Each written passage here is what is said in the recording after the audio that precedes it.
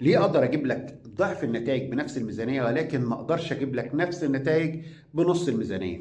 بصوا يا جماعه، التسويق صحيح مش عمليه حسابيه ولكن عمليه منطقيه، ومنطقيه جدا، فيها عوامل كتيره جدا جدا بتتداخل مع بعض علشان تطلع لحضرتك النتائج اللي انت محتاجها بالشكل اللي انت محتاجه. وهديك مثال: شغال مع عميل ما شاء الله عليه النتائج بتاعته ممتازة، راح في أول شهر من الشهور قرر من عنده كده إنه ينزل ميزانية الإعلانات للربع.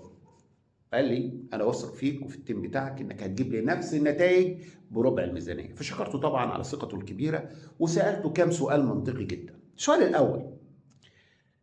السؤال الأول كان: هل حضرتك هتحول الميزانية دي علشان تنتج محتوى قوي يعوض نقص الميزانية بتاعت الإعلانات؟ فقال لي طبعا بكل ثقة لا.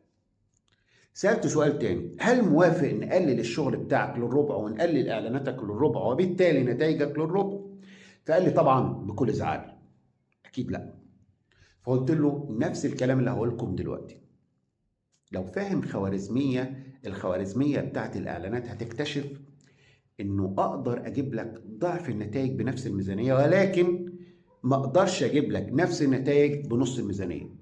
فتقليل الميزانية بدون عمل خطة مدروسة وركز في الكلام وتدريجية لتنمية المحتوى المفيد الأورجانيك على حسابات السوشيال ميديا بتاعتك هتقلل وللأسف النتائج بتاعتك، ويمكن بأكتر مما تتصور.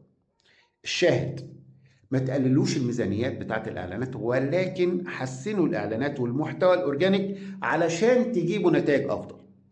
بس كده، تحياتي.